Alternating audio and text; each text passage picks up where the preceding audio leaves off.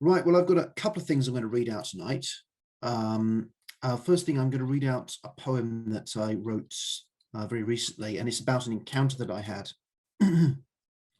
So many, many years ago now, I was on a holiday. I was 9 and 10 years old, and I met friends. I met a family, and I got to know the family quite well and became friends with the children.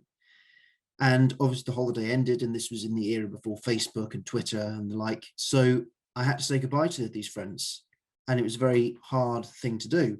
But I always remember the mum as being, I always remember them, always remembered the mum. And eventually I did forget about the family. And in 2013, I was driving up the motorway and I stopped in a motorway service station and I got a cup of coffee and I looked across the cafe and a woman was sitting over there who looked almost exactly like the mum. And I think it was her, but I didn't quite know what to do. So this poem is about that encounter and it's called Absent Friends. There she is, an old, near forgotten friend, sitting by herself, with a cup clasped in her aging hands. Somehow she looks the same tired look in her eyes. There she sits. She is alone this time, without the children. No one to tell her who she is, or where she is going, or where she belongs. She sits with the cup clasped in her hands. Should I go over and speak to her?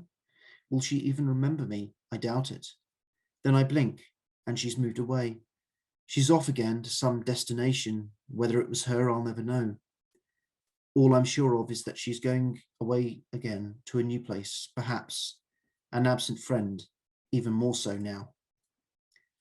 So that's the poem done. The next thing we do is I'm going to read a very short extract from my upcoming novel, Behind the Window. Behind the Window is a sort of epic, I call it an epic literary romantic drama. And it's about two people who are gradually connecting. So this scene takes place in 2030 in Malibu in California, made famous by the Miley Cyrus song, obviously. So, and it's about the main character, Peter McGough, is going out for a walk. When night settled and the lights of Malibu ignited like fireflies, Petey switched the television off and went for a walk. There were shouts and cries of joy emanating from bars and clubs. The world could be such a social place at times when people didn't have their heads shoved in the wrong places. On a rooftop, a garden party was in full swing. Short-cut dresses, waistcoats with unbuttoned shirts. There would be no problem for him getting in there. He would merely walk up to the bouncers and they would know straight away who he was. Such secret dwellings of joy and fun were no longer off limits to him. But for now, he was content. He could walk like a stranger through these revelling streets. It was like having a cellar full of the richest wines on earth. Why the need to open all the bottles?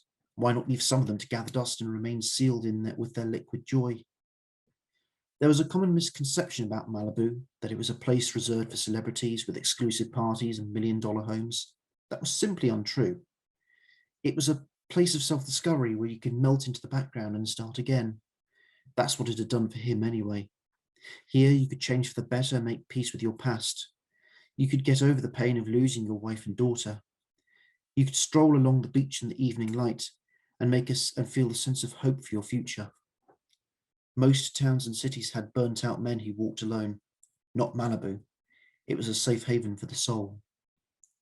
After walking for a good hour, the alcohol began to wear off and his smile grew even bigger. He turned around, content to walk home and get an early night. "Mr. McGough," a voice shouted. He looked behind him to see Philippa. Wearing a sparkling diamond dress, she looked weirdly beautiful, with the appeal of a Greek goddess. She was swaying in the middle of the pavement, a curious look of inquisitiveness spreading across her lips. A glass of fizzy stuff was fastened to her fingers. "I'm sorry, I didn't see you there," he said. "How are you?"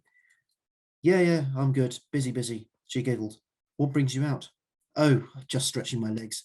My wife's gone away for a few days, so I'm able to get a bit of peace and quiet." "Sounds great." What about you? Didn't think Malibu would be your haunt.